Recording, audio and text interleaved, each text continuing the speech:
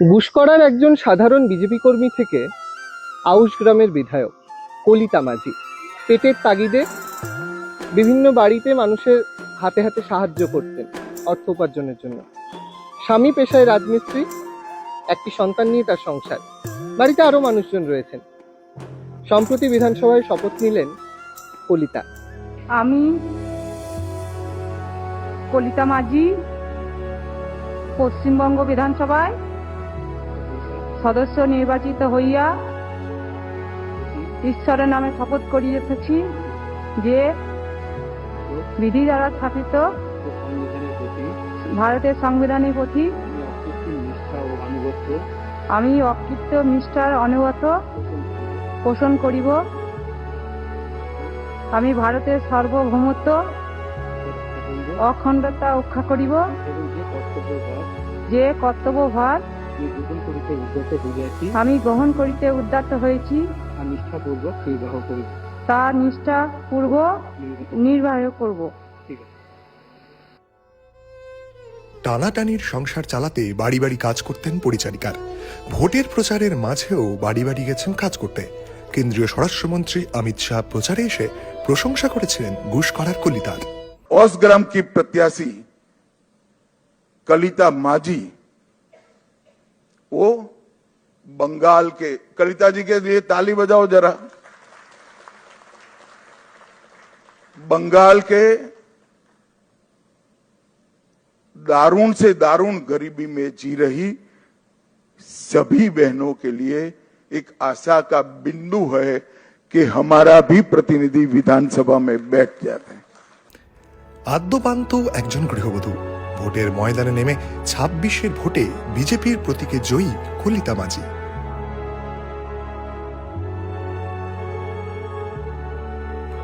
২০২১ সালের ভোটে হেরে গিয়েছিলেন। চোখের সামনে গ্রামের মানুষের ঘর বাড়ি জ্বলতে দেখেছিলেন। কিছুই করতে পারেননি, তবে মন দিয়েছিলেন সংগঠনে। দুর্নীতি নয়, মানুষের জন্য কাজ করাই মূল উদ্দেশ্য কলিতার।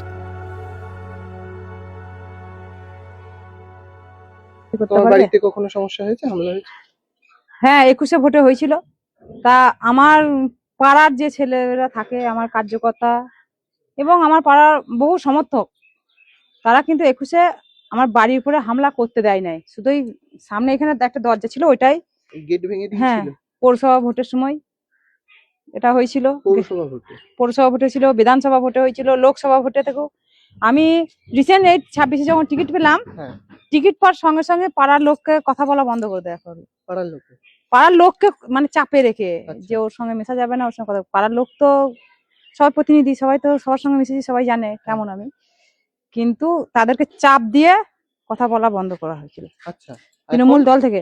এখন একদম বিন্দাস সবাই আসছে। ভাবলে যে রাজনীতিটা করতে হবে এবার, মানে কেন মনে হয়েছিল যে এবার বিজেপি করব বা রাজনীতি করব? না, আমার ওরকম মনের কিছু ছিল না। আমরা খুব গরিব ঘরের বউ, সাধারণ ঘরের বউ, গরিব ঘরের মেয়ে। পার্টি পলিটিক্স আমরা জানতাম না, এখনো সেরকম জানি না। যেটুকু আবেগে হচ্ছে সেটা দেখে। কিন্তু মানে এসেছিলে কেন, মানে কি মনে হয়েছিল যে এবার অন্তত আমার মতো মানুষের মুখ খোলা? দেখুন, আমাদের মনে হয়েছিল ভারতবর্ষে আমাদের বিজেপি শাসিত রাজ্যগুলো যেগুলো আছেন, সেগুলো ভালো কাজ হচ্ছে, কাজ এবং সম্মান সবটাই পায়।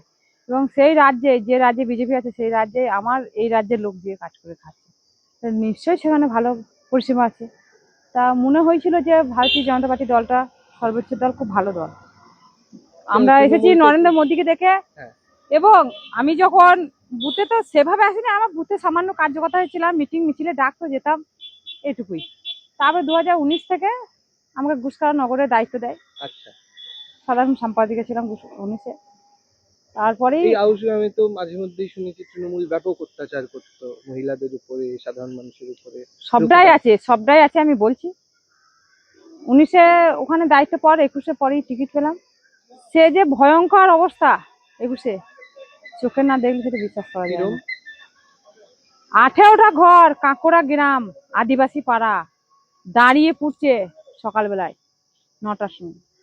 আগুন ধরে দিল, পুড়িয়ে দিল, বুলডোজার দিয়ে ভেঙে দিল, ঘর বাড়ি চারি দিল। মানুষ কিছু পায়নি। ধরে ধরে মা মেয়ে রেপ হচ্ছে, প্রেমগঞ্জে আমার ভালকি অঞ্চল আউশ গ্রাম, ধরে ধরে মারধর, ডেকে ডেকে পার্টি অফিসে মারা, ঘরে টিকতে দেয় না। এই বিজেপি সরকার ক্ষমতায় এসেছে, এই 26-এ ভোটে জিতেছি বলে এখনো ছেলেরা ঘর ঢুকছে, এখনো ঢুকছে, এখনো বাইরে ছিল তারা। এই সব জিনিসগুলো করেছে তারা। ঘরে ফেরাবে যারা চলে গেছিল গ্রাম ছেড়ে, তাদেরকে ঘরে ফেরাবে?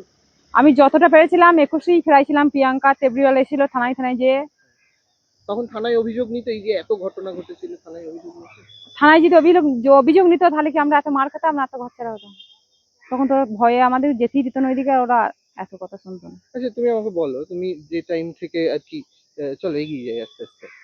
তুমি যে টাইম থেকে ওই যে আবারও বলছি বিজেপিটা শুরু করলে, তখন তো তৃণমূল বেশ বিরাট লক্ষ্মীর ভান্ডার আরো অনেক কিছু চলছে, তাহলে মানে বিজেপিতে এসে তো তখন কোনো সুবিধা পাচ্ছিল না। মানুষ দেখুন, মানুষ চাইনি যে লক্ষ্মী ভান্ডারই আমাদের সম্মানটা বিকিয়ে দেবো। যুবশ্রী এসব অনেক কিছু দিচ্ছে। আমাদের নিজস্ব অধিকার লড়াই আমরা চাইছিলাম, ওই লক্ষ্মী ভান্ডারও চাই না। আর এই লক্ষ্মী ভান্ডার দিয়ে তো মানুষকে কিনে নেওয়ার মতন ওরা মানে থেট দিচ্ছিল যে এই তো লক্ষ্মী ভান্ডারটা বন্ধ করে দেবো, আমার মিটিং এ যদি না যা সে। তোমাকে ভয় দেখিয়েছিল? আমি তো নিই না ওইসব, তা আমাকে ভয় দেখাবে কি? আমি তো কোনো সুবিধা সুযোগই নিই না, তাহলে আমাকে ভয় দেখাবে কি করে? আর আমি ওই ভয় পাই না, ওরকম ভয় আমি পাই না। ওই চটি চাটা নেতাদের কথাই আমি চলি না।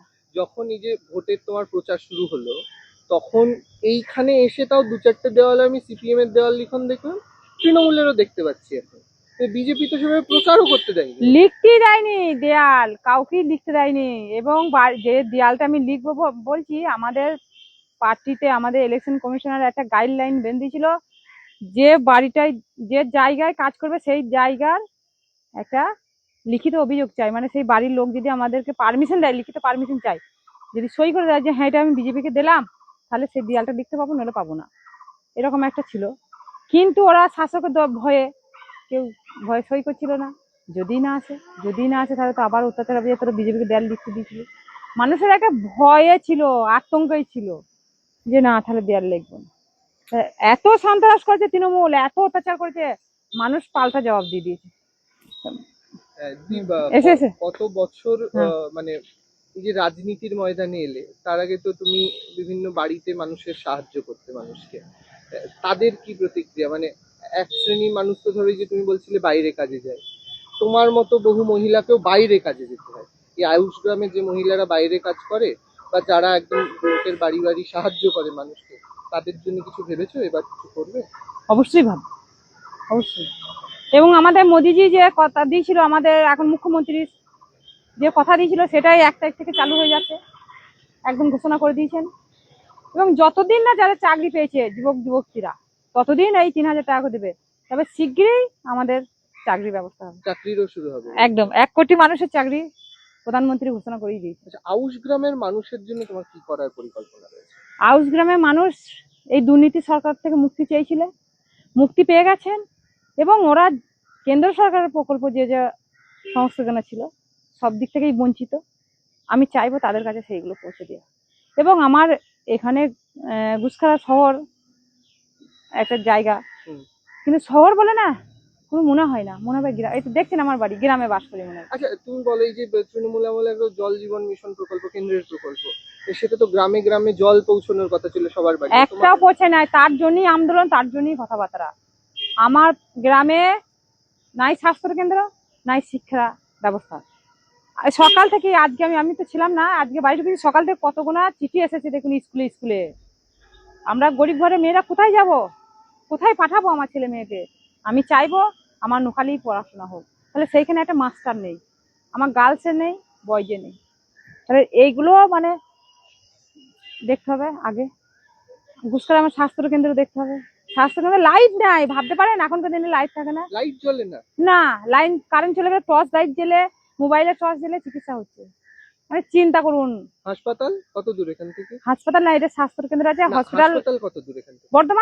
বর্ধমান সেই তার বর্ধমান। মাঝখানে আর কোনো সরকারি কোনো এই স্বাস্থ্য কেন্দ্র একটাই।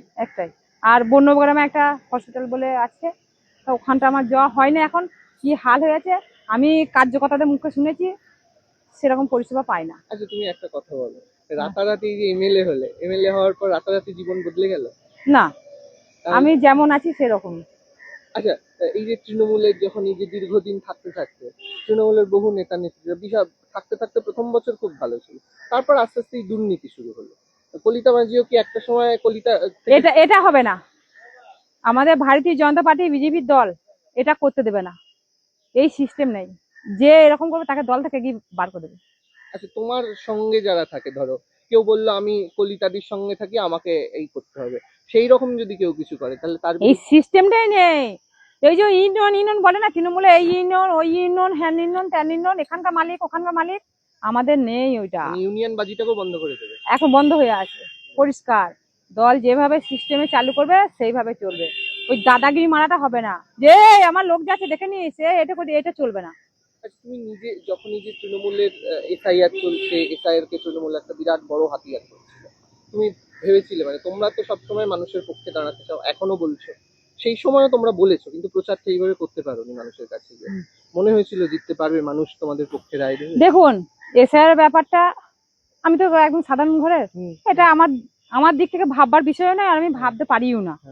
কারণ হচ্ছে এটা আইনের ব্যাপার, এবং ওটা ইলেকশন কমিশনার দেখছিলেন, জজ দেখছিলেন, তাদের বিষয় সেটা। আমি এইটা নিয়ে মন্তব্য করতে পারবো না, কারণ আমার এগুলো জানার কথা নয়। তৃণমূল যেভাবে হাতিয়ার করেছিল, তৃণমূল তো অপপ্রচার করবি। এখন যেটা শুনতে পাচ্ছি, এইটা আমার ছোড়াতে মাছের আড়তে, ছোড়া মাছ বাজারে আমার মুখ্যমন্ত্রীর নামে চোর বলে পোস্টার চিঠি দিয়েছে, দিয়ে দাগ দিয়ে দিয়েছে। তৃণমূলের এগুলো কালচার, কাদা ছিটানো কালচার। তৃণমূলের এইটাই হচ্ছে দল, তৃণমূল দল চোর আর এই নোংরামি করে। গ্রামের মানুষ একটা সুস্থ পরিবেশ পাবে বলছো? একদম পেয়ে গেছে, দেখতে থাকুন। 21-এ যে সন্ত্রাসটা হয়েছিল, সেই ছেলেরাই তো বিজেপিটা করছে। তা কেউ একটা সন্ত্রাস করে দেখাতে পেরেছে? কোনো জায়গায় একটা অভিযোগ আছে যে এই জায়গায় সন্ত্রাস হয়েছে? পরিবেশ, অক্সিজেন মানুষ পেয়ে গেছে, মানুষ বুঝে গেছে আমাদের একটাই পথ, একটাই আমাদের হিন্দুত্ববাদী, এবং আমরা সনাতনী ধর্মী।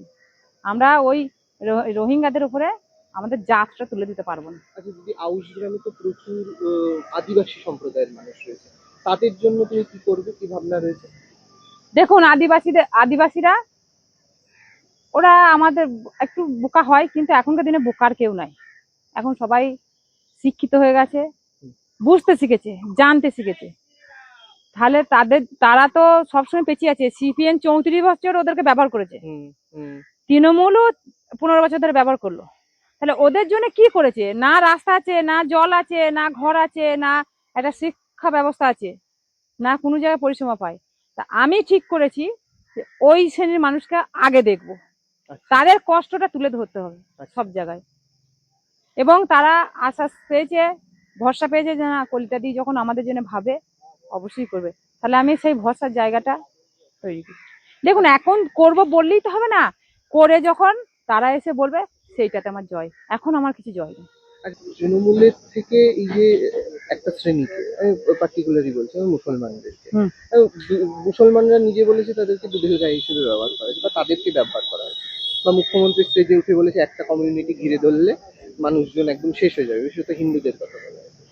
বিজেপি তো হিন্দুবাদী, এটা তো সনাতনী হিন্দুদের পক্ষে কথা বলে, কিন্তু মমতা বন্দ্যোপাধ্যায় যদি ব্যবহার করে থাকে, তোমার এই এলাকায় যারা খেটে খাওয়া মুসলমান, তাদেরকে কি তুমি ওইরকম বাবা এখানে চলেছে, হ্যাঁ বল, তাদেরকে কি তুমি একদম আলাদা করে দেখবে?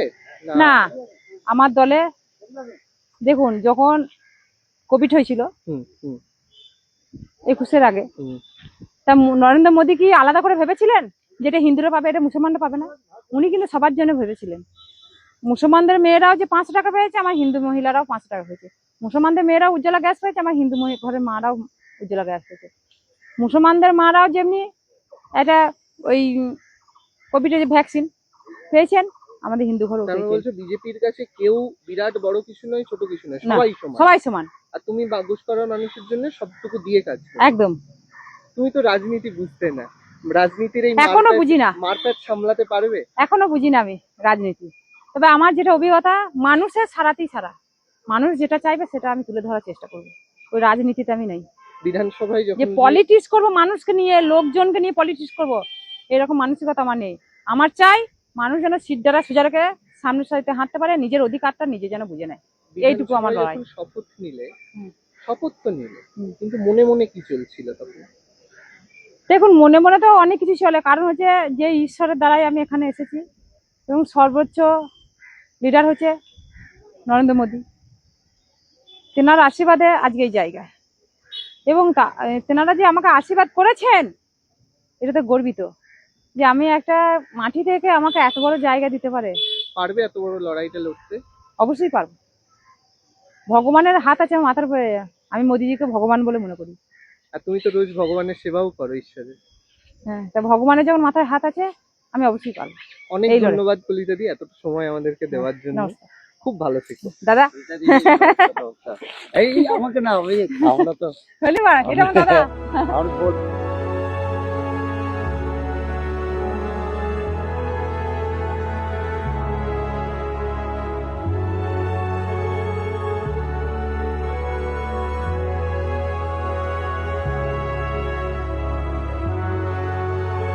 মানুষকে সেবা করবে এই তৃণমূল নেতাদেরকে বহু সময় দেখেছি, সামান্য একজন পৌরসভার কাউন্সিলর বা পঞ্চায়েতের মেম্বার, সেও স্করপিও গাড়ি চড়ে ঘোরে। কলিতা মাঝির কি রাতারাতি এরকম বিপুল সম্পত্তি হয়ে যাবে? না, কখনো না। কেন? তুমি তো মাইনে পাবে তো। মাইনে পেলে আমার তাই দেখলেই হবে? আমার ভাবনাটা চিন্তা ভাবনা করলেই হবে? আরো তো সাধারণ মানুষ আছে বিপদ আপদে, তাদেরকে কে দেখবে? আমি 5 তলা বিল্ডিং পাস দুলাবো যারা আমার জন্য খেটেছে। দলটা আমি অ্যাকচুয়ালি পরিষ্কার বলে দিয়েছি, আমার নিজের কোনো ক্রেডিট নাই, আমার দলের ক্রেডিট, আমার বিধানসভার বাসীর ক্রেডিট, সাধারণ মানুষের ক্রেডিট। এই আমার- মানুষের পাশেই তাই একদম আমি তাদের জন্য খাচ্ছি, মানে আমার নিজের নয়। কলিতা কলিতাই থাকবে। একদম।